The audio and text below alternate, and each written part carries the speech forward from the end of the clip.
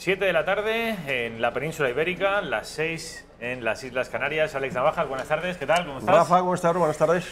Pues veo que vuelves a llevar ese pañuelito y que aún no me has traído a mí uno. No, te has acordado. Eso fue hace tiempo ya.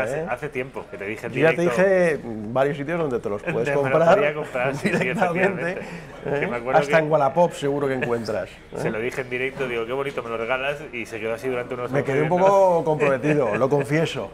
Pero que son muy bonitos, muy bueno, bonitos. Muchas gracias. Igual a mí también hasta me pena, a ti te quedaría bien. A ti te quedaría un color verde así, rompiendo un poco el azul que tienes, te quedaría muy bien. Oye, pues en Wallapop dices, o en Amazon, lo miraré. Bueno, tenemos, como ven ustedes, a Alex Navajas, que va a ser nuestro primer invitado, nuestro primer analista, pero no el único. Tenemos a Roberto Hernández Granda, que es una persona que no ha estado por aquí aún, pero que hoy se va a estrenar, va a debutar, no sabremos si volverá o no, porque es un tema muy concreto, es un asunto excepcional que a mí me interesa y llevo siguiendo desde hace tiempo. Se trata de un poco la línea regionalista, localista que llevamos arrastrando los últimos 40 años en nuestro país y que está teniendo como principales damnificados una serie de regiones, Cataluña y País Vasco principalmente, pero también y últimamente en Navarra y la Comunidad Valenciana, también las Baleares. Bueno, pues Asturias es la siguiente pieza, a cobrarse por el separatismo. ¿Por qué? Pues porque hay un idioma local, un idioma que se llama el bable, que el nacionalismo asturiano reivindica como asturiano en lugar de bable. Es una terminología, discrepancias con respecto a cómo denominarlo. Y que parece que en los próximos meses, en el momento que Javier Fernández, que es el actual presidente del Principado, del Partido Socialista, abandone la presidencia y haya un cambio, un relevo de poder en el Partido Socialista de Asturias, parece que a partir de ese momento los partidarios de hacer oficial el bable en el Principado serán mayoría en el Parlamento y, por tanto, habrá que cambiar el Estatuto de Autonomía y que el bable tenga el mismo estatus en Asturias que tiene el español. Es decir, que el bable sea equivalente al catalán, al gallego, al euskera o al valenciano en Valencia. Es decir, vamos de nuevo a generar un nuevo conflicto. Parece que no aprendemos. No hemos aprendido, ¿no? De hecho, parece que la espiral, en lugar de frenarse, incluso en lugar de consolidarse tal y como está el actual proceso de descentralización, va a más. No hay nada que lo frene.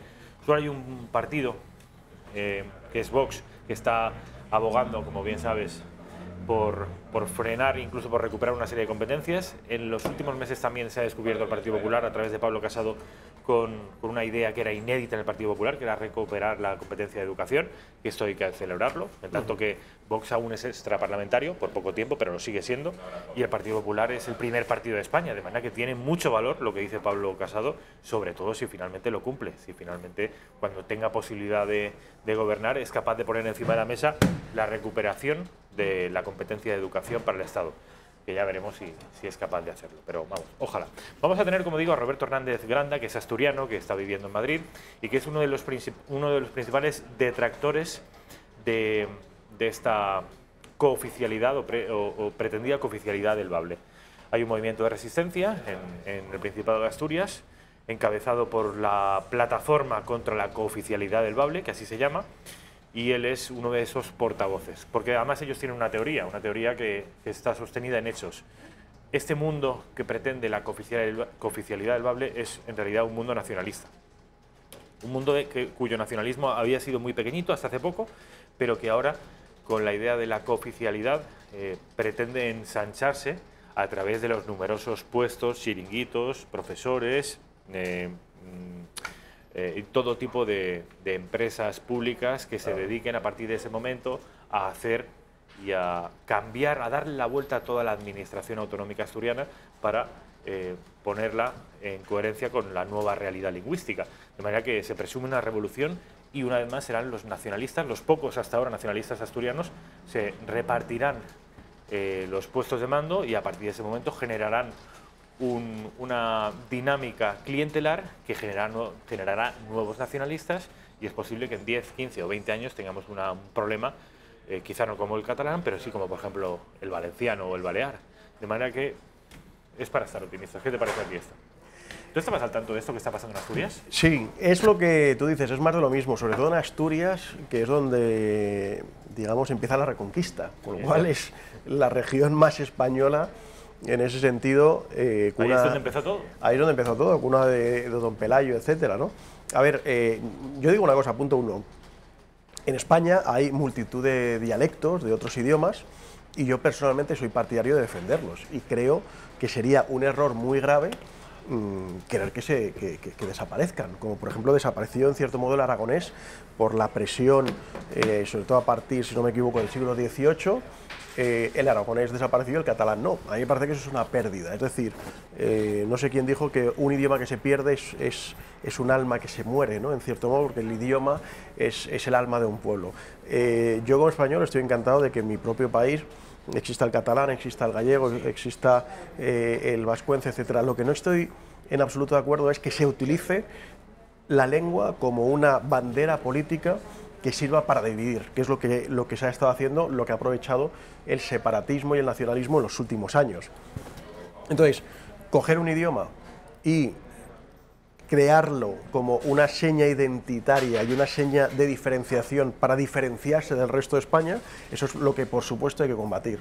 Entonces, ¿defender el bable? Pues sí, perfectamente. ¿Defender el aragonés? Pues también, el catalán, el gallego, perfecto, ¿no?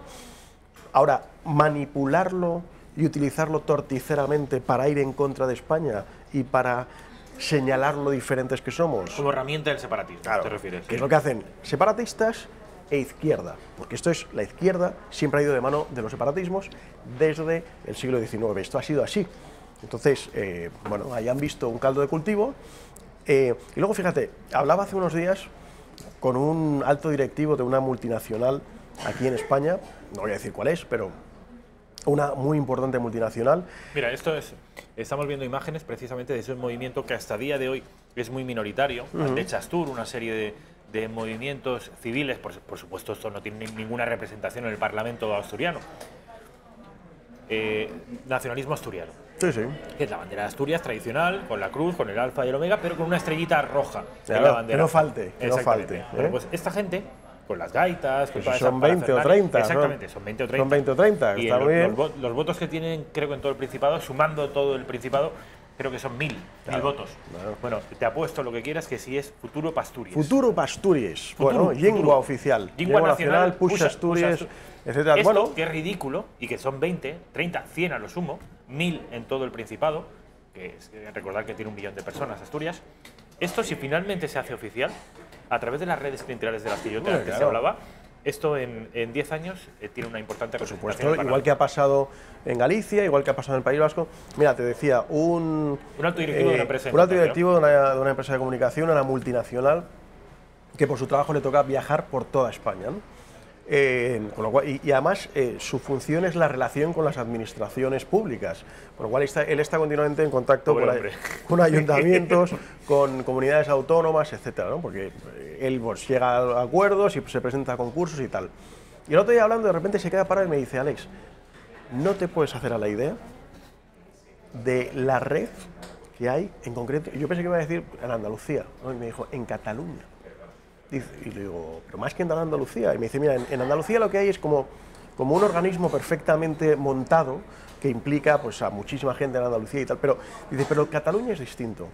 Cataluña se ha creado tal cantidad de organismos falsos, de empresas ficticias, donde colocan a uno que es colega de, o que es primo de, o que lo que sea, le ponen al frente de una empresa pública, le dotan de 50 empleados para no hacer ni el huevo, porque es pues, una cosa absolutamente estúpida o reiterativa. Por ejemplo, la oficina esta de meteorología de Cataluña, cuando ya hay un servicio oficial de meteorología en España, para toda España. Bueno, pues se crea la catalana, ¿no? No, porque las isobaras cuando pasan de Aragón a Cataluña ya cambian. Ya cambian y en Madrid no las entendemos. Las isobaras en Madrid, las catalanas no las entendemos. Es otra cosa. Entonces, claro, me sorprendió. O sea, este hombre que, insisto, que es un gran conocedor de las administraciones públicas locales y autonómicas, me decía que lo que hay montado en Cataluña, que es dar dinero a toda esta gente,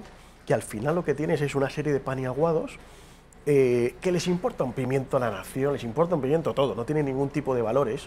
Por supuesto el patriotismo se la trae al pairo, y lo que les interesa es tener un trabajo donde están pagados, donde están adoctrinando, donde están ideologizados y donde, ¿qué hay que decir? A, pues digo A, no, ahora hay que decir B, pues digo B, Z, pues Z, ¿no? Entonces, que les da igual, que lo único que les preocupa es el dinero, cobrar a fin de mes. Con un periodista con el que hablaba yo el otro día, que exactamente lo mismo, yo le decía, oye, pero tú sabes que lo que estás diciendo es mentira, en un conocido diario digital de izquierdas, me decía, ya, pero es que me pagan. Pero vamos a ver, ¿tú cómo puedes tener la conciencia tranquila de estar engañando a cientos de miles de personas por 50 euros que te dan por un artículo y te vendes por 5? Y el tío se vende. Entonces, bueno, pues eso es lo que estamos viendo, ¿no? Entonces, qué pena. Me daría pena que en Asturias volviera a pasar eso, que ya lo hemos aprendido en Cataluña, en Galicia. Es muy significativo, por ejemplo, lo del País Vasco. Porque dice, no, la defensa de la lengua, ¿qué lengua? Porque por lo visto hay un montón de euskeras, en cada valle hay un euskera. Y se llega al acuerdo del euskera batúa y se margina al resto de euskeras para crear una herramienta más fuerte que sirva de contrapeso al castellano. Entonces, yo no me creo el tema identitario y el tema tal, porque insisto, en el caso concreto del euskera no se respeta al resto de dialectos. Se ha creado un euskera batúa, un euskera unificado, artificial, con lo cual a mí que no me vendan el tema de que queremos defender la cultura autóctona y la propia lengua, porque no es verdad. Porque eso es un invento, efectivamente. Esto con respecto a los regionalismos y el caso asturiano, que ya digo que vamos a abordar con cierta profundidad a partir de las 8 menos cuarto, 8 menos 20 de la tarde. Tenemos una serie de temas que además Alex es experto en ellos, que tienen que ver con la moral, con los movimientos LGTBI. Alex escribe en Actual, es muy crítico con este tipo de movimientos y me interesa mucho su opinión. Vamos a abordarlos, pero después de la publicidad.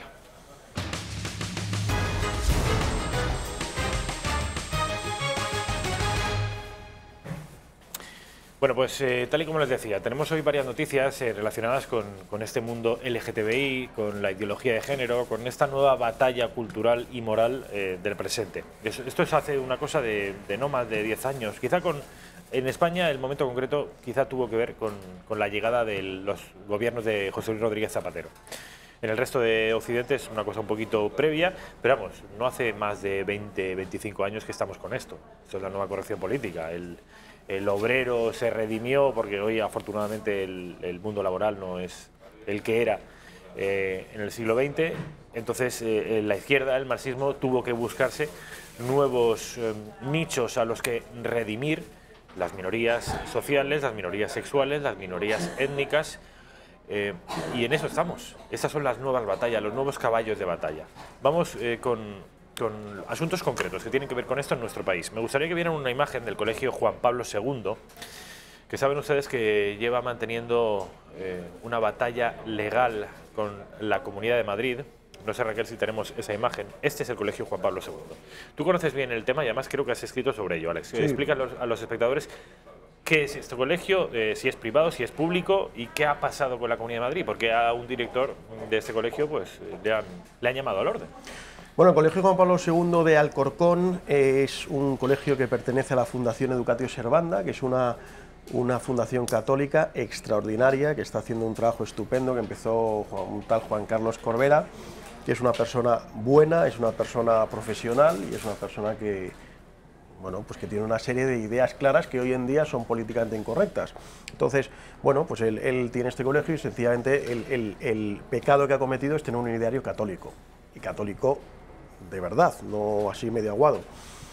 Bueno, ante la imposición del gobierno de Cifuentes de que hay que enseñar a los hijos, y esto, si uno ve la resolución de la Comunidad de Madrid última que salió, si no me equivoco, ahora en junio, sobre cómo hay que impartir los valores LGTBI en todos los colegios obligatoriamente, es decir, que a los hijos de los que nos están viendo, en sus colegios, no solo en los públicos, sino en los concertados y en los privados, les tienen que decir, por ejemplo, que, bueno, que uno nace hombre o mujer, pero que eso son unas asignaciones arbitrarias, pero que luego uno, cuando va creciendo, descubre su propia sexualidad, que hay multitud de ¿cómo lo llaman ellos?, de géneros o de diversidad sexual. Pues está el heterosexual, el homosexual, el bisexual, que son clásicos, pero es que ahora hay más.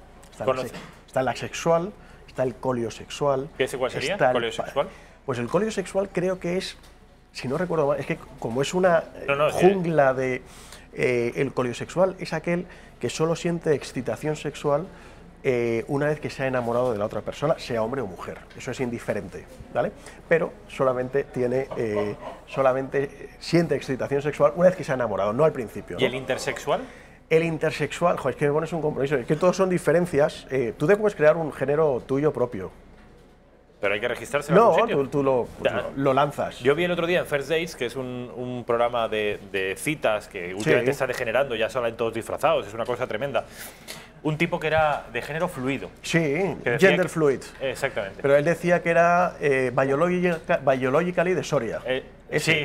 Pero biologically de Soria. Sí, él decía que era un género negro, fluido. era catalán negro, sí, cuando era un señor blanco y de Soria, pero él decía que él se sentía catalán y negro. Claro. ¿Y quién eres tú para decirle que no lo es? Si se lo dices hace 10 años, le dices eres un perturbado y no pasa nada, pero si se lo dices hoy, eres un acabas en la cárcel. Claro. Es que tú eres muy tradicional, tú estás casado con una mujer y entonces, claro, tú eres un poco un reaccionario de los restos que quedan del pasado. Hoy, si tú te metes en Google o te metes en Facebook, tienes un montón de géneros, ¿no? Entonces está, pues eso, el coliosexual, el pansexual, no sé, tienes de todo, ¿no? Entonces, eso es lo que quieren enseñarle a los niños en los colegios. Esto impulsado por el gobierno de Cristina Cifuentes del Partido Popular, que actualmente tiene a Ángel Garrido en la presidencia del gobierno de la Comunidad de Madrid y que no ha hecho absolutamente nada por quitarlo. Es más, le parece estupendamente bien. Con lo cual, insisto, esto es lo que está haciendo el PP. También, si no recuerdo mal, en Castilla y León, me parece que también lo estaban implantando, donde ha tenido siempre mayoría absoluta, todo con el apoyo de Ciudadanos, porque Ciudadanos está plenamente inmersa en la ideología de género. No olvidemos que Albert Rivera es un invitado habitual del Club Bilderberg, donde se marcan como la reina doña Sofía, donde se marcan las líneas que tienen que seguir los principales países. Entonces, al final todo el tema, toda esta batalla de género, toda esta dictadura de género que se nos intenta imponer, yo creo que tiene un origen muy claro. La izquierda para vivir necesita jaleo, necesita crispación. Es decir, en una sociedad capitalista que esté bien, donde la gente tenga su trabajo, donde no haya paro, donde la gente cobre pues lo suficiente para poder vivir y tal, pues la gente no quiere problemas. Tiene su casita, tiene su coche, sus niños, el colegio que va bien, tal, sus pequeñas vacaciones, y no quiere ni revoluciones ni líos. Y ahí no tiene cabida la izquierda. ¿Dónde tiene cabida la izquierda? En las sociedades más retrasadas, donde hay una crispación. En España se crea artificialmente esta crispación y se basa también en hechos reales, como por ejemplo, pues efectivamente que hemos tenido unos periodos de corrupción tremendos, que ha habido unas tasas de desempleo inmensas. Entonces, ahí por ejemplo es el caldo de cultivo de Podemos.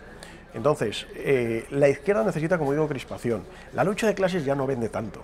La lucha de clases es una cosa anticuada y tal. Ahora lo que es la lucha de sexos. El hombre es desplazado, esto lo explica muy bien Alicia Rubio en su libro cuando nos prohibieron ser mujeres y os persiguieron por ser hombres. Un libro estupendo que explica la ideología de género de esta profesora andaluza que ha sido vetada por la Junta de Andalucía y creo que incluso expedientada por defender pues cosas tan normales, pues como que la naturaleza te asigna tu sexo, que es masculino o femenino, ¿no? Entonces, en fin, estamos inmersos en una batalla, como tú has dicho. Una batalla cultural y moral. Una batalla cultural y moral. Este hombre, vamos a ver otra vez el Colegio Juan Pablo II, que dices que el director, que sí, no sé si lo conoces personalmente, pero vamos, dices que es un buen tipo, que el colegio es muy bueno, sí. ¿Y qué ha pasado con este hombre? Entonces este hombre simplemente mandó una carta, creo que fue a principios del curso pasado, donde decía que un colegio católico como el Colegio Juan Pablo II de Alcorcón pues no iba a impartir esa ideología de género, pues sencillamente porque la doctrina católica es contraria a esa ideología de género, y lo dijo en unos términos absolutamente respetuosos, pero muy claramente, identificándose con la ideología del colegio. Entonces, pues esa carta trascendió y inmediatamente hubo un acoso y derribo. Es muy interesante ver, por ejemplo, para que veamos el tema de la libertad de expresión y la libertad de ideología. Ese colegio, el Juan Pablo II de Alcorcón, empezó cuando la alcaldía de Alcorcón está en manos del PSOE. El colegio está en una zona nueva, apartada, donde todavía hay muchas obras y tal, y de repente un día por la mañana aparecía una calle cortada con una zanja y con vallas para que los padres no pudieran acceder al colegio, sin previo aviso. Además ese colegio está muy cerca, creo que es del Parque de la República y de la calle Pasionaria, una de estas, ¿no? En fin, toda la nomenclatura con K del anterior gobierno de la alcaldía, ¿no? Entonces le hicieron la vida imposible. El Juan Pablo II, la Fundación Educatiu Servanda, por ejemplo, hace 2 o 3 años abrió en Parla, en el sur de Madrid. En Parla, por lo visto, había 16 colegios públicos, no había un solo colegio concertado, estos son colegios concertados. Y bueno, pues la Fundación Educatiu Servanda pidió abrir un colegio concertado en Parla, le dieron todas las autorizaciones desde la Comunidad de Madrid y desde el Ayuntamiento de Parla, también socialista, que no tiene nada que decir en la educación porque es una competencia autonómica y no de los ayuntamientos, removió a todas sus bases para impedir que hubiera un colegio católico en Parla, que como digo hay, si no me equivoco, 16 públicos, ni un solo concertado, es el primer concertado que hay en Parla. Lo boicotearon de todas las formas posibles, habidas y por haber. Estos son los que hablan de la pluralidad, hablan de la tolerancia, pero luego no permiten que en Parla, donde hay, como digo, 16 colegios públicos, pues habrá un colegio concertado católico, pero si no es ya por un tema de fe o de moral, es un tema, como si unos judíos quieren abrir un colegio, pues fenomenal. Quiero decir, los padres que quieran llevar a sus hijos a un colegio judío, o a un colegio laico, privado, lo que sea, que tengan la libertad de elegir. Pero es que le están conculcando la libertad a los padres. Y así lo ha hecho saber el Colegio Juan Pablo II y ha ganado en los tribunales, ha ganado su libertad de cátedra, claro, su libertad para poder dar la doctrina religiosa de la que son, obviamente, portavoces, en tanto que colegio católico. De manera que esa es la noticia de hoy. Y yo creo que además que esto puede suponer un precedente judicial muy interesante. Se gana en los tribunales a la ideología de género. El Colegio Juan Pablo II ha sido pionero en esto y puede que sea que no sea el único, vamos. Gabriel Rufián, portavoz de Esquerra Republicana en el Congreso, diputado nacional, cobra casi 8.000 euros todos los meses, dijo que después de los 18 meses que se daban para proclamar la República no iban a estar ni un minuto más. Bueno, pues sigue, 18 meses después, el hombre sigue ahí, diciendo cosas como esta. Me gustaría vivir en un país donde me puedan llamar Alberto, Andrea o María Jesús libremente, independientemente de lo que tengan las piernas. Me gustaría vivir en un país donde nadie me juzgue ni me estigmatice por acostarme con Alberto, con Andrea o con María Jesús. Me gustaría vivir en un país en el que sea yo y no mi DNI quien decida si soy hombre o soy mujer. Me gustaría vivir en un país donde no me marginen, insulten o agredan por pretender vivir y sentir como yo quiera. Me gustaría vivir en un país en el que no haya etiquetas para hombres y mujeres, en el que no se presuponga la heterosexualidad y en que tener vulva o tener pene no tenga más importancia que ser zurdo o ser diestro. Vamos a ver, ha dicho de todo, vamos a ver. ¿Por dónde empezar el discurso? Me gustaría un país donde nadie se meta si me acuesto con Alberto o con María. Bueno, pues efectivamente, es que nadie se mete te iba a decir, en su habitación. Uno de los países más tolerantes. Usted, claro, usted de puertas adentro, acuéstese con quien quiera y con el número que quiera. O sea, quiero decir, oye, mientras los dos quieran y tal, nadie se mete en la cama del otro. Faltaría, claro, con lo cual, lo que quiera. Usted ya vive en ese país, ¿no? En segundo lugar, me gustaría vivir en un país donde lo que tengo entre las piernas, lo he dicho así tan elegantemente, no determine lo que soy. Vamos a ver, señor Rufián, es que aquí tenemos un problema un poquito más grave que trasciende la idea del Estado. Hay una cosa que se llama la naturaleza. Y la naturaleza, caprichosamente, te designa como hombre o como mujer. Esto que hoy en día está cuestionado, que es completamente reaccionario, usted puede ir contra la naturaleza, pero es que, vamos a ver, no es una cuestión solamente de lo que tiene entre las piernas, es que cada cromosoma de su ser es XX o XY. Usted no puede cambiar cada célula de su cuerpo humano, que le están diciendo que usted es hombre o usted es mujer. Corremos el riesgo en el siglo XXI, que nos puede un gran orgullo, caer en el adanismo de que nosotros somos los pioneros en la libertad, hemos descubierto la libertad, hemos descubierto la diversidad sexual, etcétera, etcétera, y querer convertir las cosas que no son en una cosa totalmente distinta. Es decir, oiga, es que existe la naturaleza. Y, pues mire, pero existe la naturaleza en el mundo animal y existe la naturaleza en el mundo racional de los hombres. Y sí, señor Rufián, si usted tiene un pene, de toda la vida de Dios, esto se ha llamado hombre. Y si usted tiene una vulva, que esto fue, por ejemplo, lo que dijo el autobús naranja de Aztoir, y los tolerantes y pluralistas lo apedreaban, porque decir que un hombre tiene pene y una mujer tiene vulva provoca que algunos apedreen el autobús, con lo cual lo que aprendimos todos en clase de biología en primaria resulta que no. Lo que se aprendió donde toda la historia está todo el mundo equivocado. Los grandes filósofos, los grandes teóricos, todos estaban equivocados. Hemos llegado y desde hace 10-15 años, no más, hemos descubierto que hay, bueno, pues eso, según Google creo que son 30 y pico géneros distintos, pero si te vas a Facebook son otros. O sea, ni siquiera hay una base científica, porque si hubiera una base científica, pues se diría, hoy hay exactamente 35 géneros. Pero es que no se ponen de acuerdo. Es que yo he leído en unos sitios que hay 17 géneros, en otros hay 30 y pico, en otros hay 70 y tal. Yo, como te decía, tú puedes crear tu propio género. Créalo. Yo me siento Núñez Huesca sexual. Pues o Alex Navaja. O Alex Navaja sexual, yo también lo puedo crear. Vale. Lo puedo crear. Bueno, entonces, pues, quiero que veas, en relación con esto que estamos hablando, la Asociación de Transexuales o de la Transexualidad, la Asociación para la Defensa de los Menores Transexuales pretende establecer una serie de nuevos parámetros para que los menores puedan cambiar de sexo con mayor facilidad. Unos registros civiles pues se pueden cambiar los nombres, es decir, en unos registros civiles tienes derecho, en otros no, dependiendo un poco de la interpretación personal de cada responsable de registro civil. También hemos hablado de la situación legislativa de la Ley 3/2007, que está en el Congreso pendiente de reforma. Hemos pedido una actuación rápida desde la Dirección General del Registros y Notariados con una instrucción que aclare el tema para que todos los registros se pueda optar a la solución rápida que podemos alcanzar ahora, que es la de que se puedan cambiar los nombres de forma en menores de forma administrativa por petición de las familias, y también estamos pidiendo pues también la aprobación de la ley que está pendiente de trámite en el Congreso.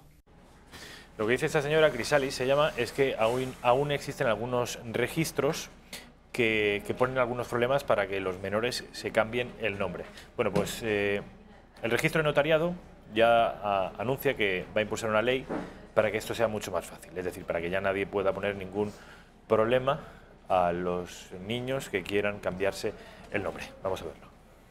Desde registros y desde el Ministerio, porque lo que estamos intentando es dar una solución concreta, efectiva, al problema que tienen muchas personas, sobre todo personas de muy corta edad, los niños, y realmente es un problema que al final lesiona gravemente sus derechos fundamentales, porque los niños que son trans desde pequeñitos no viven con normalidad esa situación, y por tanto esto al final su desarrollo personal, su desarrollo psicológico le puede afectar gravemente. Entonces se pretende, por un lado, como medida de urgencia, pues una instrucción de la Dirección General aclarando las posibilidades de cambio de nombre con base en ese principio esencial del respeto de los derechos fundamentales del menor, y por otro lado, más importante, la medida que será más efectiva, impulsar en el Parlamento una ley que permita no solo el cambio de nombre, sino el cambio de sexo. Fíjate que velocidad a la hora de aceptar una petición y de proponer enseguida la solución, ¿eh? Además, en el mismo marco, en el mismo lugar, en el mismo momento, piden una cosa y se la conceden automáticamente. Es que esto es un poco la fábula del rey desnudo, ¿no? O sea, la gente ve que el rey va desnudo, pero nadie se atreve a decirlo, a decir que esto es una barbaridad. Y tiene que salir un niño y decir, pero el rey va desnudo, ¿no? Y entonces ya todos se dan cuenta. Entonces, este respetable señor, notario creo que has dicho que era, pues con toda la cultura, con todo el bagaje que tiene, pues se pliega a la corrección política que impera. A mí hay una cosa que me llama mucho la atención. Para que un niño de 17 años vaya a una excursión del colegio, necesita la autorización paterna. Para que una niña de 16 años pueda abortar, quieren que vaya ella sola, sin que sus padres lo sepan, y pueda abortar. Entonces, para ir a una excursión, autorización para abortar, que es un tema evidentemente mucho más grave, no. Yo he conocido de cerca un caso de un menor de 15 años, un varón que se consideraba mujer, era un chaval que estaba en un tratamiento psiquiátrico, etcétera, etcétera. Al final, por hacer la historia corta, la comunidad autónoma en cuestión le ha quitado la custodia a los padres, defendiendo, entre comillas, el derecho del niño. El chaval tiene todavía 17 años, le están ya hormonando y cuando llega a los 18 años, dentro de unos meses, pues procederán a la amputación, que es lo que el niño está deseando, pero las autoridades le han quitado la custodia a los padres, porque los padres están en contra de que el niño quiera cambiar de sexo. Entonces, volvemos a lo mismo, ¿no? Somos muy firmes en la ley antitabaco y los menores de 18 no pueden comprar tabaco ni pueden fumar, supuestamente, no pueden comprar alcohol, no pueden consumir alcohol, y sin embargo, para un tema que o sea, no se puede volver a cambiar, que no hay marcha atrás, como es el cambio del sexo, sí se está favoreciendo. Leí hace poco que creo que ha sido en Gran Bretaña, han pasado de unos pocos casos de niños que decían que querían cambiarse de sexo, creo que han aumentado las demandas un 10.000%. Porque evidentemente si lo fomentas, el niño tiene una confusión. Hace poco salió un vídeo precisamente en una manifestación de esta asociación de Chrysalis, que es la asociación que está cogiendo más fuerza, seguramente con fondos públicos detrás, para defender, a mí me parece que no es defender, a mí me parece que precisamente es destrozar la vida de estas personas, donde salía una madre con un niño, y un niño pequeñito de 6, 7 años, y la madre le decía, fulanito, ¿a que tú quieres ser niña? Y el niño, bueno, sí, ¿a que tú quieres ser niña? El niño con 6 años, ¿qué le estás contando? O sea, ¿qué le estás contando? Ahí tiene muchísimo que ver la formación de los padres. La formación de los padres. Entonces, quiero decir, no, esto no es fruto del azar, no nos creamos, vuelvo a decir, cada cromosoma, cada célula del cuerpo humano es XX o XY, es masculina o femenina. Entonces, el sexo no es una cosa que se pueda elegir, aunque hoy en día se diga que sí. Otra cosa es la tendencia sexual. Oye, pues tú puedes sentir atracción por los hombres, por las mujeres. No, pero parece que sí que hay, la medicina sí que reconoce unos casos muy limitados, un porcentaje prácticamente ínfimo de casos en los que parece que sí que hay mujeres encerradas en cuerpos de hombres y al revés. No sé cómo se llama. Hay casos de... ¿Cómo se llama esto? No lo sé cómo se llama, pero hay casos de confusión de género. Disforia de género. Disforia de género se llama. Pero claro, estamos hablando Esto existe, de verdad. Sí, existe, pero es una anormalidad.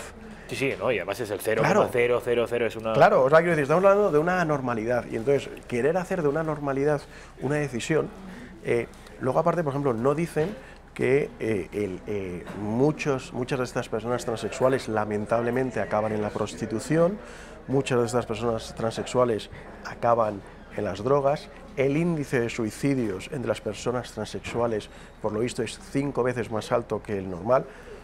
Es muy políticamente incorrecto decirlo, pero también están ahí los estudios donde dicen que las personas homosexuales que ejercen activamente su homosexualidad tienen 10 veces más posibilidades de caer en la droga, tienen no sé cuántas veces más tentativas de suicidio. Es decir, eso que nos venden como el orgullo gay, como la fiesta, como el tal, tiene una parte tremendamente negativa que cualquier persona que haya hablado de corazón con una persona homosexual, escuchándole, te cuenta lo que tiene dentro, y muchas veces la insatisfacción que experimenta por su estado sexual, y te lo cuentan, y muchas veces te dicen que no han descubierto la felicidad en el mundo gay. Entonces eso que nos tratan de vender, de que el mundo gay es maravilloso, estupendo, fabuloso, alegre, gay significa alegre en inglés, bueno, pues hay muchas personas del entorno homosexual que te desmitifican eso y te dicen que no es así. Por ejemplo, el índice de promiscuidad entre las personas homosexuales es mucho más alta que entre los heterosexuales. La infidelidad es mucho más alta entre las personas homosexuales que entre las parejas heterosexuales. Y así podríamos continuar. Ahora, por ejemplo, acaba de salir, esto es de hoy o de ayer, Miguel Bosé, que tenía un novio desde hace 20 y pico años, han tenido 4 hijos en común con vientres de alquiler, ahora han roto y se van a quedar 2 y 2. Quiero decir, es complicado, ¿no? O sea, la ciencia nos ofrece posibilidades que antes, hace unos años, eran ciencia ficción. Efectivamente, hoy en día la ciencia te ofrece la posibilidad de la fecundación in vitro, del vientre de alquiler, etcétera, etcétera. Pero también hay que pensar dónde queremos llegar, porque lo natural, y así lo natural significa que es lo que ha sido siempre, lo natural, lo normal, es tener un padre y una madre. Y privar a un niño de un padre y una madre, claro, entonces te sacan, ya, pero hay padres que son horribles. Sí, por supuesto que hay padres horribles y hay madres horribles, por supuesto. Pero lo natural es que los niños nacen de un padre y una madre. Quizá ahora queremos rebelarnos contra la naturaleza, pero la naturaleza tiene sus vías, tiene sus caminos y tiene sus normas, ¿no? Vamos a cambiar de tercio, Alex. Quiero que hablemos de Cataluña. Saben ustedes que siempre hablamos de Cataluña y no precisamente para versar sobre lo bonito de sus paisajes, lo emprendedor de sus gentes, lo próspero de su industria. Esto era antes, desde que el nacionalismo tomó las riendas y las tomó con fuerza del separatismo, de Cataluña, perdón. Las noticias que tienen que ver con Cataluña son, como antaño las del País Vasco, todas oscuras, todas tenebrosas. Me gustaría que vieran uno de los intelectuales de cabecera del régimen, Agustí Colomines. Ha estado a cargo de numerosas fundaciones, de numerosas empresas públicas de la Generalitat de Cataluña. Ahora es uno de los ideólogos de este hombre. Partió esa idea del derecho a decidir, ese conjunto de palabras tan evocador y tan aparentemente inatacable, derecho a decidir. Este intelectual, que ya digo que ha escrito muchos libros, todos orientados a lo mismo, a defender el derecho a obtener una república, ha dicho una cosa que en cualquier país de Europa pondría los pelos de punta. Vamos a verlo. Sobretot, si intentes fer aquest experiment tan català d'intentar una independència sense un sol mort. Perquè això... Hi ha d'haver morts per aconseguir la independència? De moment, a totes les independències del món hi ha hagut morts. La nostra hem decidit que no en volem. Si decideixes que no en vols, doncs trigues més. El procés és molt més llarg. Forçar un referèndum, ha dit vostè. Forçar un referèndum, sí, clar. I com forces un referèndum? La revolució del somriure s'ha acabat, s'acabó. Compañeros, quitarme el sonido este, hacerme el favor. Gracias. Es una más, pero dentro de la espiral de odio es lógico. Antes decíamos que la izquierda necesita la crispación para sobrevivir, porque, insisto, en una sociedad no crispada la gente no se va a situaciones extremas. El nacionalismo, exactamente igual. Por eso siempre separatismo e izquierdas van de la mano. El nacionalismo necesita la crispación para remover a sus filas. ¿Cómo consigo la crispación? Por supuesto diciendo, señalando al enemigo. En este caso está clarísimo, pero es que está clarísimo desde los pequeñitos, desde los niños, que tienen esos cómics que se venden sobre el 1 de octubre, y te empiezan enseñando Cataluña es un gran país, te ponen la estelada, no sé cuántos, tenemos nuestra tradición, las sardanas, tal, el catalán, no sé cuánto, nuestra literatura. Pero un día llegaron los malos. Entonces te ponen a unos policías encapuchados, con casco, vestidos de negro, y entonces un pueblo pacífico, tal, pero llegan los malos. O sea, Eso es un cómic para niños de 3, 4, 5 años, que se ha vendido en Cataluña, uno de los varios que hay, ¿no? Eso es lo que se ha vendido en muchas de las escuelas catalanas. Se ha instaurado ese odio. Entonces, a mí no me extraña nada que este zumbao, porque es que no se me ocurre llamarle otra cosa, este irresponsable sumo, diga el tema de las muertes. No, es que no ha habido independencias sin muertes. Pues mire, sí ha habido independencias sin muertes. Ha habido independencias que han sido pactadas, que han sido habladas. Por ejemplo, estoy pensando en toda la descolonización de África, donde hubo algunas descolonizaciones que sí fueron sangrientas y otras muchas que no fueron sangrientas. Con lo cual, no es cierto eso. Pero luego el segundo es la obsesión que tiene esta gente y los que están absolutamente abducidos, como él, y lavados del cerebro, que tienen claro que quieren la independencia, bueno, que nosotros hemos elegido la vía catalana, que no hay muertos, pero con muertos iría más rápido. Mire, con muertos lo que habría que hacer con gente como ella es meterlas en la cárcel, por incitar al odio y por incitar a la violencia. Eso es lo que habría que hacer con gente como esta.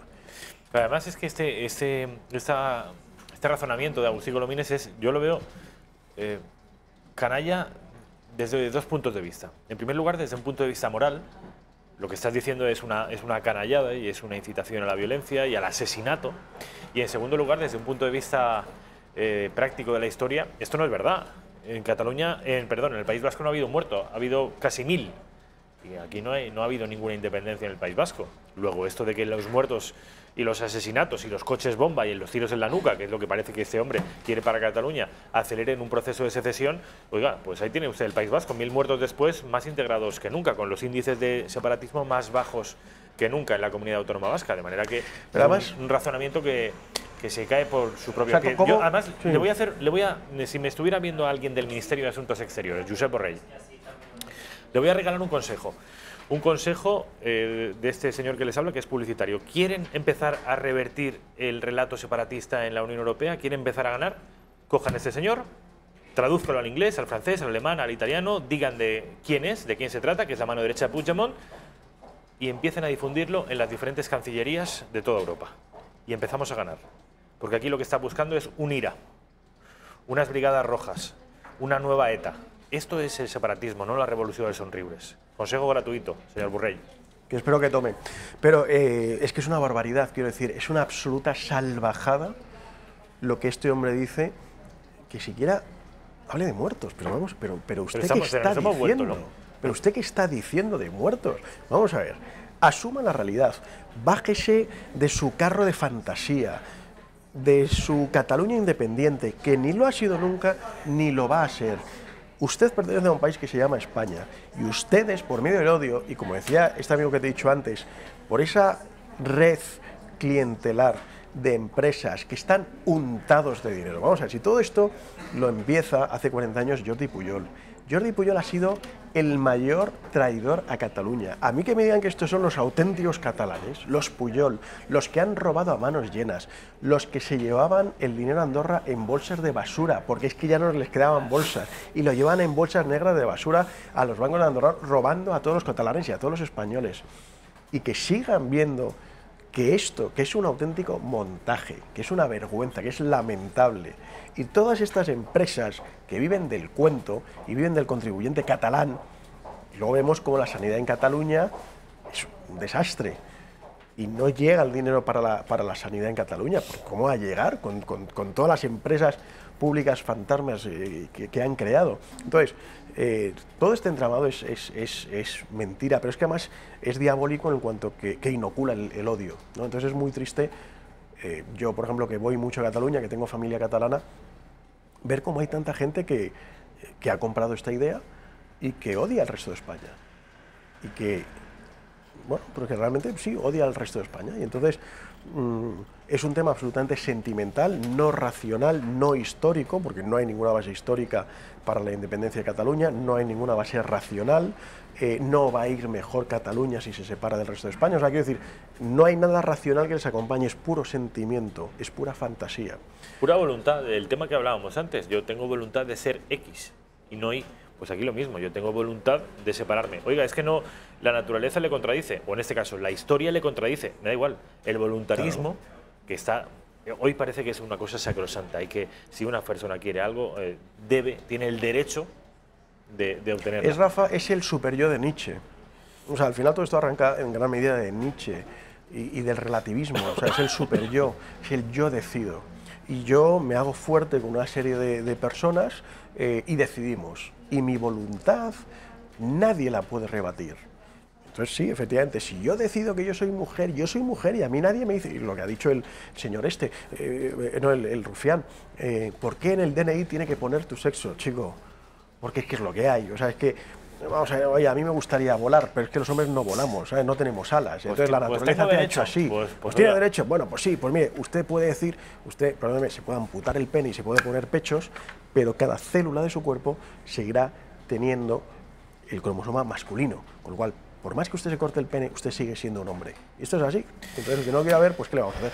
Alex Navajas, muchas gracias por tus opiniones, tus análisis. Encantado, como siempre. Nos vemos el miércoles que viene. Fantástico. Dios mediante. Muy bien. Publicidad y abordamos este asunto que yo les anunciaba al principio y con el que hemos hablado también un poquito con Alex Navajas. Asturias, ya saben ustedes, el origen, la génesis de España, ya saben aquello de Asturias es España y el resto tierra conquistada. Asturias parece que empieza a ser también objetivo de la vocación regionalista, parece que es intrínsecamente española, parece que estemos condenados a esto. Madre mía. Bueno, pues vamos a estar con Roberto Hernández Granda, que es uno de los portavoces de la plataforma contra la cooficialidad del Bable.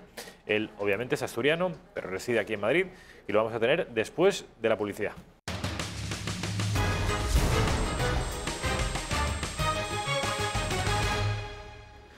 Pues ya estamos de vuelta en la redacción abierta de Intereconomía, son las 8 menos 10 de la tarde y tenemos el honor y el placer de saludar a Roberto Hernández Granda. Hola. Roberto, ¿qué tal? ¿Cómo estás? Bien. Bienvenido. Bien. Roberto es asturiano, es obetense, para más señas, está aquí en Madrid, es periodista además, es del gremio, escribe en La Nueva España, ya saben ustedes, aquel periódico, ese periódico asturiano, además es antiquísimo, La Nueva España, no sé si será ya el centenario, ¿no? Es uno de los periódicos más antiguos de España. Yo creo que sí, es de los pioneros. El ABC, el Norte de Castilla, y creo que La Nueva España también es de los antiguos. Roberto es portavoz, como les decía antes, de la plataforma contra la cooficialidad del Bable.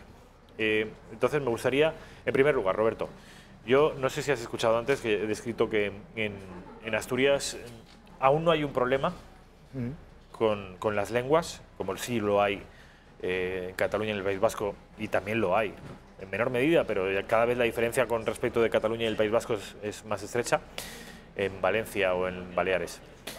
Digo que en Asturias aún no hay un problema con las lenguas, pero es posible, incluso muy probable, que lo acabe habiendo dentro de poquitos meses, ¿no? Porque la correlación de fuerzas en el Parlamento... No hay un problema, pero lo puede haber. Por eso nació la plataforma. ¿Lo puede haber o lo va a haber? Porque, digo, yo les explicaba, y corrígeme si me equivoco, hasta a día de hoy el Bable o el asturiano no se había hecho cooficial porque no había una mayoría parlamentaria en el Parlamento Autonómico asturiano que apoyara esta iniciativa. ¿Por qué? Porque el Partido Socialista actuaba de contrapeso, junto con el Partido Popular, de las izquierdas radicales que buscaban esta cooficialidad. A partir de que el actual presidente de la comunidad autónoma abandone el cargo, que será en mayo del año que viene, tomarán el relevo una serie de nuevos dirigentes del PSOE que sí son partidarios de la cooficialidad. Exacto. El que lo abandona es Javier Fernández, que es el actual presidente, y el que entra es Adrián Barbón, que es el que tiene unas ideas un poco más cercanas, digamos, a Podemos, y en cuanto a la cooficialidad es más proclive. Entonces, por eso es lo que nos llamó la atención, porque hasta entonces en Asturias había sido una cosa de la extrema izquierda nacionalista, aunque parezca un oxímoron. Pero claro, eran reivindicaciones muy minoritarias, nunca había sido un problema, la gente no lo consideraba como tal. Pero con el cambio de la sección socialista asturiana, pensamos, si Adrián Barbón, si el PSOE se une con Podemos y los demás grupos que están a favor de esta cooficialidad, los números dan. Entonces sí que podrían aprobarlo con todo lo que eso implica, y da inicio a la plataforma. ¿Cuándo nace la plataforma exactamente? ¿Cuánto tiempo tenéis? ¿Un par de años? ¿No llega? No llega un par de años, no llega. Y bueno, estamos intentando que la gente se conciencie, porque sí que es verdad que lo están empezando a ver como un problema cuando ocurren cosas como el otro día en el Mirador de la Princesa, que boicotearon con pintadas un monumento que habían inaugurado hace poco, cuando el aniversario por la batalla de Covadonga, y que estuvo ahí la princesa Leonor. Y bueno, actos vandálicos, pintadas en las calles, ese tipo de cosas que... Son pintadas que casualmente o no están hechas todas en bable. Sí, ¿no? Y además hablan de República Asturiana, lo que sería curioso, porque en una hipotética independencia de Asturias, en todo caso Asturias sería un reino que fue su origen real, ¿no? No una república. Claro, hablar de Asturias en términos republicanos ya es una cosa tremenda, porque es ahí donde está la génesis de la actual nación española y es ahí donde empezó todo en el siglo VIII, con Pelayo, donde ya saben ustedes de sobra la historia, estando el resto de la península absolutamente acorralados por la cruz de Mahoma, ellos deciden, invocando la antigua España goda y romana, pues que no solo hay que resistir, sino que hay que empezar a descender hacia el sur para conquistar lo que hasta ese momento había sido España, y lo lograron. En 1492, saben ustedes que los reyes católicos entran en Granada y se consuma un proceso de reconquista de 8 siglos. Bueno, pues esto parece que se quiere dinamitar, que parece que queremos volver a los reinos de taifas, y Asturias parece que puede ser la última región en unirse a esta locura localista. Plataforma contra la cooficialidad del bable. Vamos a ver, esto puede parecer difícil de explicar, porque claro, ¿por qué no va a ser cooficial? ¿Cuáles son los motivos? Puede parecer difícil de explicar, sobre todo porque contra genera una especie de rechazo, parece que estamos oponiéndonos a algo, cuando en verdad estamos a favor de la libertad lingüística y de la libertad educativa y de los derechos ciudadanos. La oficialidad implica, aparte de un derroche económico, una serie de imposiciones que nosotros no queremos aceptar y no queremos que eso pase en Asturias, porque tenemos el modelo gallego, tenemos el modelo vasco, tenemos el modelo catalán, donde esa inmersión supuestamente lingüística para preservar esas lenguas no ha sido una inmersión, ha sido prácticamente un ahogamiento. Es decir, en el momento que tú, para preservar una lengua, persigues y acorralas otra, estás vulnerando los derechos de los ciudadanos. En el momento que impones a los niños en las escuelas tantas horas a la semana de bable o de cualquier otra lengua cooficial y denigras el castellano o lo aparcas o lo marginas, ya no es una cooficialidad amable, como dicen ellos. Entonces, bueno, ahora mismo el asturiano está protegido por ley, hay una ley que preserva precisamente la protección, el uso del bable. Tú puedes dirigirte a la administración en bable, tienes derecho, lo que pasa es que no tienes obligación a contestarte. Es optativa en las escuelas, es decir, tú en todas las escuelas puedes, si quieren tus hijos, dar clase de bable sin ningún tipo de problema. Dar clase de bable, pero no en bable, ¿no? Es decir, dar una clase que se llame bable o a lengua asturiana. Y en bable. Ah, también, matemáticas en bable. No, clase de bable, no de matemáticas en bable, eso podría llegar. Vale. La cuestión es que hay una bolsa, digamos, económica muy jugosa de subvenciones que quieren estar, bueno, de ese momio vivir. Y hay muchos interesados. A mí me lo llegaron a decir personalmente en alguna conferencia en la que estuve, por ejemplo, en Avilés, que había público por la cooficialidad, y decíamos que, bueno, que en realidad mucha gente pretendía vivir de esto. Y se levantó uno que es cantante de un grupo que se llama Disebra, y enfadado dijo, bueno, vale, sí, queremos vivir de esto, ¿qué pasa? Bastante chulo, encarándose al público, a los que estamos ahí, a los ponentes. Y bueno, decía, porque es como el que quiere vivir de remendar zapatos, de hacer botones. Decía, claro, pero es que el problema es que quieres vivir de esto con dinero de todos, o sea, con dinero público. Si fueras tú que te montes tu academia de bable y des clase ahí a bable, el problema es, la mayor evidencia de que no hay una demanda real es que no existe una oferta. Es decir, no hay academias como puede haber para inglés, para alemán, para italiano, en Asturias, de gente que quiera aprender bable. El que quiera aprenderlo tiene las escuelas donde tiene la libertad de elección. Pero la cooficialidad implica una imposición, un derroche económico que no tenemos por qué asumir, y que además Asturias no está precisamente en condiciones de asumir ese gasto. Me gustaría que vieras un corte. Es un periodista de otra casa y otro grupo de comunicación, pero que no por ello en Intereconomía nos vamos a dejar de emitir. ¿Por qué? Porque me parece una opinión particularmente incisiva y mordaz. Supongo que lo habrás escuchado al director de radio, Federico Jiménez dos Santos, decir lo siguiente sobre el bable. Estoy convencido que la próxima legislatura se hará, hay que hacerlo bien. Creo que reconocer la identidad de una lengua, de una historia, de una cultura, es compatible con una visión abierta. Ahí está el juego del equilibrio, pero me parece bien. Observen, es que además de malo es necio hasta almorzar y después todo el día.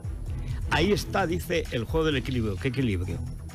¿Qué equilibrio? ¿Qué equilibrio cultural puede haber entre una lengua que hablan 500 millones de personas y una habla local que habla una parte de una región de España? ¿Qué equilibrio va a haber ahí desde el punto de vista educativo? El de tu cerebro, que tienes un desequilibrio total. Tienes basura en una parte y vacío en la otra.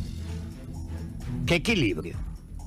Que van a imponer unos patanes, van a imponer un habla local para que los niños pierdan horas de clase estudiando español e inglés. Y hablen español como el rufián e inglés como tú. Tú a Narcozuela, que es tu sitio. Bueno, las maneras de Federico, ¿no?, que son muy particulares, pero que no deja de tener razón. No deja de tener razón. Dice que tiene medio cerebro lleno de basura y el otro medio vacío. Además, habló de una palabra clave, que es identidad. Inciden mucho en eso y también intentan ensalzar el tema sentimental, de los sentimientos. Como que, bueno, claro, tu tierra, tus raíces, tu lengua. Oiga, ¿cómo vas a rechazarla? Claro, es que si rechazas esto eres antiasturiano, claro. O sea, vas en contra de la lengua de tus abuelos. Mira, yo es que no sé, eso es... Ese es el planteamiento y el orgullo, ¿no? Canalla que ha conseguido que el nacionalismo catalán, el nacionalismo vasco y cualquier nacionalismo localista acabe imponiéndose, porque es un chantaje moral y sentimental al discrepante. Es decir, inmersión lingüística, estás en contra, no eres catalán, o no eres buen catalán. Cooficialidad del bable, estás en contra, pero entonces tú no eres asturiano. Claro, no, sí, es que sí que soy asturiano. No, pero entonces no quieres a tu tierra. Claro, ese chantaje sentimental ha sido tan eficaz que hoy tenemos lo que tenemos en Cataluña. De hecho, por ejemplo, se incide mucho en ese orgullo. Yo no sé, yo nací en Oviedo y es una ciudad que me encanta, es maravillosa, pero particularmente no veo mayor orgullo que si hubiera nacido en Alcantarilla, Murcia, en Madrid o en Soria. Es decir, la excepcionalidad geográfica de nacimiento puede ser muy peligrosa a la par que ridícula. Si intentamos esos sentimientos, esos localismos, azuzarlos y a la gente echarla encima, de los que no bueno, entran en esas ruedas de molino o no casan con ellos. Plataforma contra la confidencialidad del bable. Lo de contra ya es algo que quizá deberíais revisar, ¿eh? Desde un punto de vista lingüístico, sabes que la batalla lingüística y la batalla sintáctica es fundamental. Los nacionalistas lo utilizan muy bien. De hecho, sin salir de este ejemplo del bable, ellos prefieren llamarle asturiano que bable. ¿Por qué? Porque asturiano ya indica propiedad, ya afecta a la cuestión sentimental. Asturiano es tu idioma, el bable podría ser o no tu idioma, pero el asturiano necesariamente es tu idioma, igual que el español es el de los españoles. Igual que el catalán finalmente acabó siendo catalán y no occitano, porque referirse a él como catalán era referirse como una cosa propia, una cosa que ya afecta al corazoncito de cada uno. Pues esto es una batalla, de manera que lo de contra la cooficialidad... Pero es que los bables, es decir, hay una serie de bables dentro del territorio de Asturias y asturleonés. ¿Qué significa bable? Es que... Habla, ¿no? ¿O? Sí, pero me explico. El bable es un castellano con modismos. Hay una serie de hablas locales más o menos del entorno rural, entrañables formas de hablar distintas que van variando de un pueblo a otro.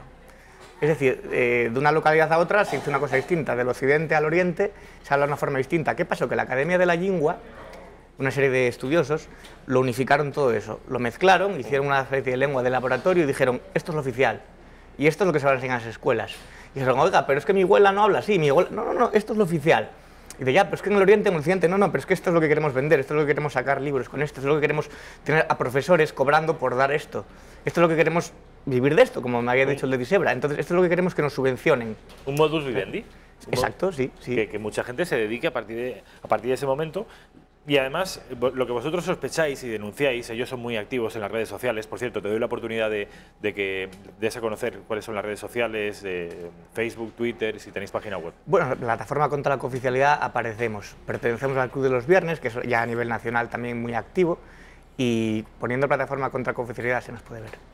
Digo que uno de los argumentos que utilizan más la plataforma contra la cooficialidad es que detrás de esa presunta o pretendida cooficialidad, habría un empuje o un motor de tipo nacionalista. Es decir, ellos advierten, y corrígeme si me equivoco, que detrás de la cooficialidad vendría todo lo demás, es decir, vendría un nacionalismo identitario, en tanto que a partir de ese momento colocaríamos a centenares de profesores, a centenares de administradores de la cosa pública, de empresas públicas, de estudiosos, que colocarían a los suyos y crearían, como ha ocurrido en Cataluña, por ejemplo, un sistema una red tupida de funcionarios, todos de carácter nacionalista, que generarían redes clientelares, es decir, que en pocos años podríamos tener una educación, por supuesto, en manos de los nacionalistas, pero también una parte de la administración cultural del Principado también en manos de nacionalistas. Sí, claro. A ver, hay gente que intenta decirnos que no tiene nada que ver nacionalismo con lengua. El nacionalismo está estrechamente ligado a la lengua. En todas las comunidades donde hay lenguas cooficiales hay brotes nacionalistas, y brotes nacionalistas muy belicosos. Entonces, que nos nieguen que hay una relación, justo además cuando aparecieron estas pintadas de República Asturiana y tal, y que ves pegatinas y ves eso, es ridículo, porque sobre todo una lengua que tiene la categoría de dialecto, que es respetable, pero que nunca ha sido un habla mayoritaria en Asturias. No, esto en las grandes, entiendo que en las grandes ciudades, en Gijón y en Oviedo. No, mira, hace poco yo estuve en Bulnes, que es el pueblo, no sé si me equivoco, el primero o el segundo más alto de Asturias. Hay que llegar en funicular. Viven 4 o 5 personas, suelen vivir apartadas casi todo el año, pero que hay unas nieves tremendas y tal. Y yo hablé con uno de los señores de ahí, un paisano, como decimos. Y bueno, aprovechando que estaba ahí, hablé con ellos, decía, no, yo de aquí bajo muy poco y tal. Le dije yo si alguna vez él había hablado bable o conoce el bable. Y me dijo que no, que eso no, o sea, ellos utilizaban las formas de hablar locales, ¿no? los modismos, pero nunca habían hablado el bable y mucho menos lo que quieren imponer. Y este es un señor que vive en el Quinto Pino, por decirlo de una forma coloquial. Pues imagínate en las ciudades, ¿no? Pero yo sí que he visto a algunos líderes políticos de la oposición, por ejemplo a los del Partido Popular, reivindicar algo así como bable sí, cooficialidad no, y decir en diferentes testimonios, reconocer que ellos en su casa, con sus familias, sí que hablan. Sí, claro, y en el entorno, bueno, en el asturiano académico no creo que hablen, pero en el entorno de los amigos, en el entorno más coloquial, tú puedes meter expresiones, hablar, ¿vale? Igual que pues queremos proteger, que ya están protegidos, los hórreos, el folclore, la cultura asturiana. Eso no tiene nada que ver con la cooficialidad, aquí estamos hablando de otra cosa. No se trata de preservar la cultura asturiana, estamos hablando de imponer una lengua que prácticamente no habla nadie en ningún sitio y que ha sido remodelada en un laboratorio de la academia para que la gente pueda vivir de eso, reconocido por ellos. Entonces, eso es precisamente lo que nos queremos oponer. Es decir, no que la gente utilice el ye o diga guaje o esté con su familia hablando lo que quiera, cuando es perfectamente opcional. Y es perfectamente lícito, es decir, yo lo utilizo, muchísima gente lo utiliza en Asturias. ¿Habrá un cambio para modificar el estatus del bable? ¿Es necesario un cambio en el estatuto, un nuevo estatuto de autonomía? No lo veo necesario. Es decir, ¿podrían cambiarlo, el estatuto de la lengua? Bueno, si tiene mayoría, sí, claro. Si tiene mayoría en el Parlamento asturiano y parece que la van a tener, ¿no? O sea, que es cuestión de tiempo. Después de las próximas elecciones, por eso la gente tiene que movilizarse y ir a votar. De manera que tenemos un Parlamento asturiano que hay dos fuerzas políticas, que son el PSOE y Podemos, que son abiertamente partidarias de la cooficialidad, y dos, que son el PP y Ciudadanos, que son contrarias. ¿Hay un quinto partido? Foro Asturias. Ambivalente. Bueno, el PSOE abiertamente partidario tampoco. Dentro del PSOE hay muchas voces discrepantes. El propio presidente actual, Javier Fernández, no es partidario. El problema es lo que viene. O sea, estamos viendo el peligro venir como desde el horizonte hacia aquí. Decimos, ojo, tenemos que movilizarnos ahora porque cuando queramos darnos cuenta va a ser demasiado tarde. Entonces, por eso nuestro... Bueno, si Javier Fernández, cuando acabe su legislatura, él entiendo que da paso a una serie de líderes políticos que son de la cuerda de Pedro Sánchez. Sí. Y además con los que simpatiza Zapatero, ya lo han escuchado antes. De la plurinacionalidad. Exactamente. Adriana Lastra también entiendo que está en todo esto. Sí. Ella habla de Asturias casi en términos nacionales. De manera que Foro Asturias podría ser incluso determinante en todo esto, ¿no? Podría, sí. ¿Cuál es la postura de Foro Asturias? Porque esto se supone que si son asturianistas deberían ser partidarios. Entonces, claro, yo creo que están... Es que, claro, depende con quién hables de Foro Asturias. Hay gente que te dice que no, que ellos quieren apoyar, hay gente que está muy rotundamente, dicen una cosa en los medios, a veces luego dicen otra. Pues es una duda, Foro es una incógnita. No sabes por dónde van a salir y tampoco sabes los resultados que van a tener. Ya. Porque es un partido que está en... Bueno, ¿en recesión, quieres decir? Sí. Posible. Sí. ¿Se sabe algo con respecto de del nuevo horizonte político en Asturias? ¿Hay algunas encuestas? ¿Hay algo que...? En Asturias prácticamente siempre ha ganado el PSOE, salvo, bueno, hay contadas excepciones, el gobierno de Sergio Marqués, etcétera, pero siempre ha habido mucha presencia socialista, mucho voto socialista. Es el partido que está gobernando ahora. Todo indica que podría continuar con el apoyo de Podemos, sin el apoyo de Podemos no lo sabemos. Es que el PSOE está en sustitución. O sea, están saliendo unos y entrando otros. Por eso el horizonte podría ser el PSOE gobernando con Podemos, barra Izquierda Unida, podría ser Ciudadanos con el PP, es que depende de lo que vaya. Pero sí, el PSOE es el partido que tiene más fuerza y más presencia. La fracción socialista asturiana es histórica en ese sentido. ¿Existe, como en otras comunidades autónomas, le hace Cataluña, País Vasco, incluso mi tierra, en Valencia, con Compromís, ¿existen formaciones políticas nacionalistas de cierta envergadura? Son 4 gatos. Es decir, está André Chastur, que es la izquierda radical nacionalista, pero luego, claro, ¿a Podemos dónde lo metemos? Porque es que Podemos en todas las comunidades está con los nacionalistas. Es nacionalista de cada una de las comunidades. Claro, Podemos está con Bildu en Navarra, o sea, Podemos son los amigos del brazo político de ETA, Podemos son los amigos en Cataluña. Bueno, hace poco le ofrecieron a Torra salvar su legislatura, el gobierno va a caer, o sea, se está fragmentando y dijeron, oye, si quieres te echamos una mano. Ellos están con la gente, siempre que la gente sea nacionalista. Claro. Entonces, ¿a Podemos lo podemos meter en el Partido Nacionalista? Probablemente sí. O sea, que no necesariamente tiene que haber formaciones nacionalistas que se digan tales, sino Podemos puede operar, de hecho opera en muchos lugares de España como un partido de izquierdas o de extrema izquierda y también nacionalista. Imagino que ellos son conscientes de que el nacionalismo nunca ha sido de izquierdas, pero hay un denominador común. Les puede la hispanofobia. Exacto. O sea, el enemigo de mis enemigos es mi amigo. Su idea es revertir el orden constitucional, cargarse el Estado de Derecho, entonces para ellos los socialistas son geniales porque ellos quieren lo mismo. Es decir, ellos saben perfectamente que Torra es supremacista, que es xenófobo, saben perfectamente lo que es el etnicismo vasco, lo que es el nacionalismo vasco, pero les interesa porque el objetivo común es el mismo. Bueno, pues Roberto Hernández Granda, sabiendo que estás aquí en Madrid, te llamaremos más veces cada vez que aparezca una noticia que tenga que ver con este asunto. Yo encantado. Nos lo recordaba antes Roberto, que aparecieron unas pintadas precisamente en Bable contra la monarquía y por tanto en contra de España y apelando a una pretendida república, ya me contarán ustedes, en la tierra de Pelayo, una república asturiana. Y además no sé si sabes que ya se está anunciando que en la próxima recepción real va a haber 2 estudiantes asturianos que se negarán a recoger de manos de los reyes los premios a la excelencia académica, que esto es algo que bastante... Sí, bueno, hay que dar la nota un poco, si no. Bastante lamentable, efectivamente. Lo dicho, Roberto, ha sido un placer. Mil gracias por estar aquí. A vosotros. Y espero verte más veces. Vale, gracias. Plataforma contra la cooficialidad del Bable. Si les interesa el asunto, echen un vistazo en Google y les aparecerá diferentes vías de contactar con ellos, con esta gente que está intentando desde la sociedad civil, sin el apoyo de ningún partido, intentar dar la batalla de las ideas, la batalla cultural, que según Gramsci, ya saben ustedes, que era la que precedía a cualquier victoria política. Primero hay que dar la batalla cultural. Publicidad, y a la vuelta estamos con el padre Luis Santamaría del Río, que es experto en sectas. Nos va a contar cosas interesantes.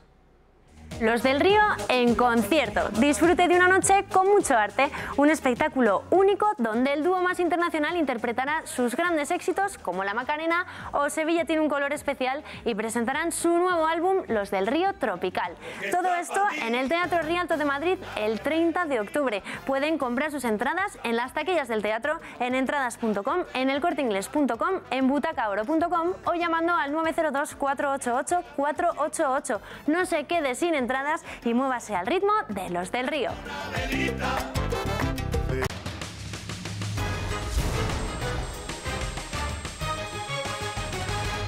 Pues ya estamos de vuelta en la redacción abierta, son las 8:15 de la tarde, nos quedan 15 minutos, 14 minutos aproximadamente, para hablar con el padre Luis Santamaría del Río. Luis Santamaría del Río es un sacerdote católico y además es experto en una lacra social que puede llegar a ser muy perjudicial, incluso según qué extremos puede llegar a ser trágica.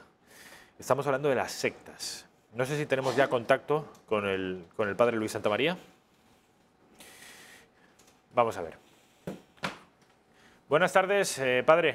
¿Cómo estamos? Buenas tardes. Un saludo desde Zamora. Un saludo, es un placer poder contactar con usted.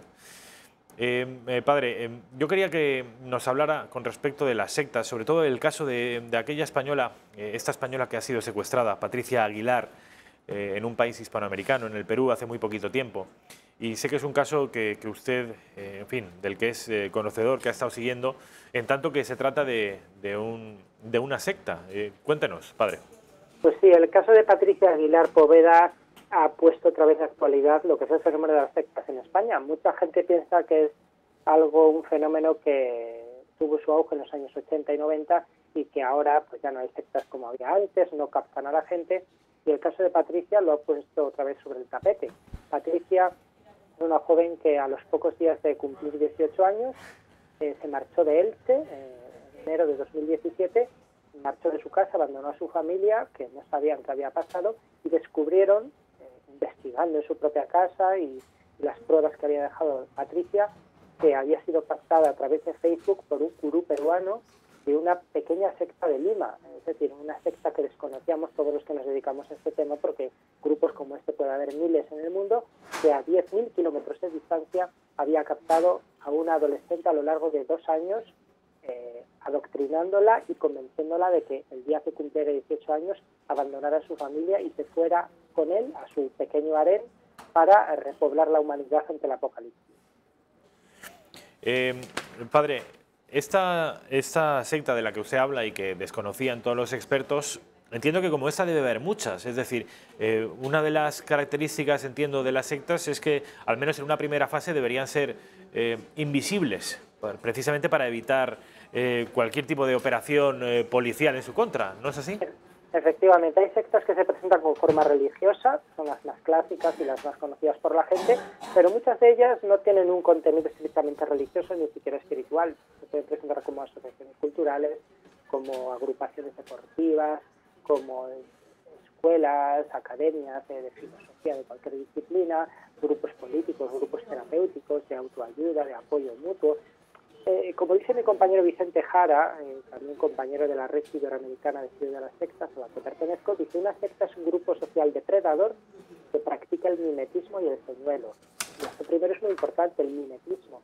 Es un grupo que se hace pasar por lo que no es para, al final, ejercer poder y dominio sobre personas, ¿no? Con un señuelo, con algo que es atractivo y que se puede poner para que la gente se acerque y la gente pueda picar. Padre, ¿tiene algo que ver el proceso de secularización de las sociedades al que estamos asistiendo desde hace muchas décadas en Occidente con el florecimiento de estas nuevas sectas?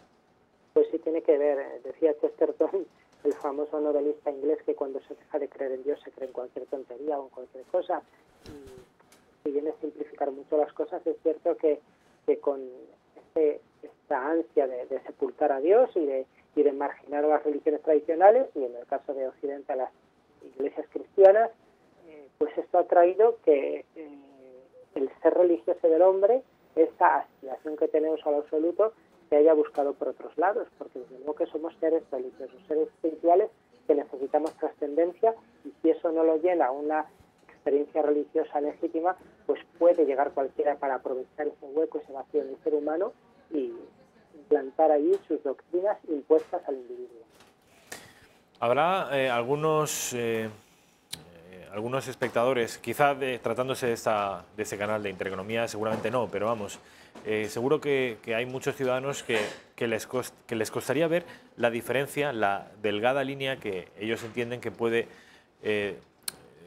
haber entre un grupo religioso legítimo y una secta, que sería ilegítima. ¿Cuáles son esas diferencias? Es complicado, y es complicado porque hay sectas que son grupos religiosos, a la vez que sectas por sus dinámicas de manipulación, por su forma de presentarse, de actuar. Entonces, ¿cuál es la diferencia entre lo religioso legítimo, como bien dice Rafael, y lo que no, y lo que es sectario, y lo que es, pues, una fundamental es la libertad, es decir, en las sectas no hay libertad. La religión hace al hombre potenciar su libertad, propone al hombre pues decidirse ante la vida de acuerdo con lo que Dios o los dioses, en cada caso, determina. Entonces la religión legítima humaniza al hombre, lo planifica y hace que la persona y la sociedad mejoren. Las sectas no, al contrario, las sectas acaban con esa libertad porque se basan en la manipulación, en el abuso psicológico y en someter a las personas, ¿no? Porque hay alguien, un gurú, un líder o unos líderes o una estructura o una doctrina que se ponen en el lugar que en una religión está Dios. Y claro, pues eso acaba haciendo daño a la persona. Padre, volviendo al caso de Patricia Aguilar, del que nos hablaba usted antes, me parece, en fin, digno de estudio, llama la atención que a 10.000 kilómetros de distancia esta chica haya sido adoctrinada durante 2 años, hasta su mayoría de edad. De Elche se marchó al Perú. Allí estuvo durante ¿cuánto tiempo y cómo acabó la historia? Pues allí estuvo 1 año y medio. Fue curioso porque en cuanto la familia empezó a moverse, y aquí hay que reconocer que si la familia no hubiera sido tan valiente, posiblemente ahora, seguramente no tendríamos a Patricia en España, dudo de que estuviera viva. Esto lo digo totalmente en serio, ¿no? Y los que lo han seguido el caso por los medios de comunicación lo pueden comprobar. Patricia empezó a aparecer porque algunos programas de televisión lograron contactar con ella, entraba en directo diciendo que ella no estaba en ninguna secta, no estaba manipulada, había ido allí porque quería para colaborar con una ONG. Bueno, pues se presentó ante las autoridades diplomáticas españolas para confirmar que como mayor de edad estaba bien y estaba por propia voluntad, y poco tiempo después desapareció el gurú, Félix Steven Manrique, con Patricia, con otras mujeres que formaban parte de esa secta, de ese harén, y con los hijos pequeños menores de ellas, ¿no? Entonces desapareció. Durante un tiempo los menores estaban sin escolarizar, estaban en paradero desconocido. La familia de Patricia en muchas ocasiones llegó a decir, aquí en los medios de comunicación de España, que no sabían si estaba viva o muerta. Bueno, pues el empeño de su padre, que por 2 veces viajó a Perú, hizo que el pasado mes de julio, en su segunda visita, Alberto, que así se llama el padre de Patricia, lograra con la policía encontrar en un lugar remoto, perdido de la selva, a Félix Steven Manrique en un lugar, y a Patricia con los niños, ella sola, escuálida, infraalimentada y con muy malas condiciones de salud, cuidando a los niños, y entre ellos una bebé de pocos meses que era suya, porque había quedado embarazada del propio gurú, del propio líder sectario. Y bueno, pues pudo traerla para acá después de unos días, porque Patricia está ahora mismo en proceso de recuperación, de recuperar su personalidad verdadera, ¿no? Lo que había antes de que el gurú la adoctrinara, y el gurú pues está ahora mismo esperando, creo que era hoy miércoles cuando lo recibía el juez, porque está en prisión preventiva, y esperemos que en estos días se resuelva lo que tiene que resolverse, lo que es justo ante un hombre que pues ha perpetrado un montón de delitos con Patricia y con otras mujeres. Padre, entiendo que este gurú al que usted se refiere es un ejemplo arquetípico de todos los líderes mesiánicos, ¿no? De todos los líderes de las sectas. Entiendo que todos deben responder a un perfil psicológico muy similar. Sí, bueno, hay variedad porque básicamente podríamos hablar de dos tipos de gurús, ¿no? En las sectas. Unos son los aprovechados, los que van pues buscando su interés y explotando personas, y otros, que son los más importantes, son los que se creen verdaderamente lo que dicen. O sea, por más descabellado que parezca, y que digan que son Dios, que son el elegido extraterrestre, la reencarnación de Jesucristo, como una mujer puertorriqueña que ahora mismo está afirmando que es la reencarnación de Jesucristo ella. Bueno, todas estas cosas, los más peligrosos son los que se lo creen, los que tienen pues ese perfil delirante, con perfil narcisista de la personalidad, que se creen que son pues los más importantes del mundo, y para llevar a cabo ese delirio, ¿qué necesitan? Necesitan controlar personas y tener dinero y tener influencias y poder, ¿no? Entonces, todo eso que hacen las sectas de explotar a las personas, su tiempo, su dinero, su sexualidad, que es también un tema muy importante en las sectas, todo eso es para dominar a la persona y cumplir pues ese destino mesiánico que tienen de salvar a la humanidad, de cumplir algo, de que todo el mundo los conozca, y pues sí tienen un perfil semejante. En el caso de Félix Steven Manrique se hacía llamar Príncipe Gurdjieff, y entre otras cosas, y un montón de documentos que había falsificado, aunque nos resulten ridículos, sus adeptas estaban en ello, pues documentos en los que se autoproclamaba sucesor al trono de España, y nombrado con cargos por parte de los papas de la Iglesia Católica, y de un montón de líderes religiosos y políticos de todo el mundo. O sea, se creía el ombligo del mundo. Dice usted dice usted, padre, que este señor se autoproclamaba el heredero legítimo al trono de España. Y entiendo que todo su harén lo asumiría como algo natural. Hasta ese punto estaban obnubiladas con ese liderazgo. Claro, y de hecho los documentos y las declaraciones que ha presentado Patricia en sus declaraciones ante la policía y que se van conociendo progresivamente a través de algunos medios de comunicación, estamos viendo cuál era el proceso de convencerla de que el fin del mundo estaba muy cerca, el apocalipsis, y solo se salvarían quienes estuvieran con él, ¿no?, para repoblar después el mundo, y por eso tenían que procrear con él. Entonces, pues se creía de esto, porque además era un documento que alguna de ellas, posiblemente Patricia, habría falsificado con la firma de Mariano Rajoy, con la firma de Juan Carlos I y con el membrete de la Casa Real, diciendo que el día que dejara de ser rey Juan Carlos, pues lo sucedería el príncipe Gurdjieff. Entonces, bueno, pues como digo, nos puede parecer ridículo, pero en este ambiente de la secta, de manipulación, de epidemia de pensamiento y de creencia, pues todo es posible y todo es asumible. Padre Luis Santamaría, parece mentira que esto pueda ocurrir en mentes sanas, porque no hay que presumir en absoluto que las víctimas de estos procesos, no hay que presumir que sean personas alienadas, son personas, entiendo que perfectamente sanas, aunque con alguna debilidad. Cuéntanos. Sí, ninguno estamos inmunes de poder ser captados por una secta. Hay que tener cuidado con esas seguridades de que yo, como tengo estudios, yo como tengo una creencia religiosa, yo porque mi familia funciona bien, porque no tengo problemas en la vida, mucho cuidado, porque las sectas saben a dónde llegar y en qué momento pillarnos y qué vulnerabilidad, qué debilidad aprovechar de nosotros. Entonces podemos ser las personas más sanas, equilibradas, formadas, y que nos pillen en un momento débil, en una crisis personal o en un momento de nuestro contexto pues está como está, en una sociedad en crisis. Entonces, mucho cuidado, porque todos podemos ser captados por una secta si nos pillan en el momento oportuno. Y precisamente estas más esotéricas, espirituales, difusas de la New Age llegan mucho más a gente con más estudios. Está claro, padre. Nos tenemos que marchar. Yo le agradezco mucho que nos haya instruido y nos haya advertido. Esta última advertencia es muy importante. Padre Luis Santamaría, ha sido un placer. Encantado, muchas gracias a vosotros. Mil gracias. Nosotros nos despedimos hasta mañana. Les dejamos con el informativo de Intereconomía.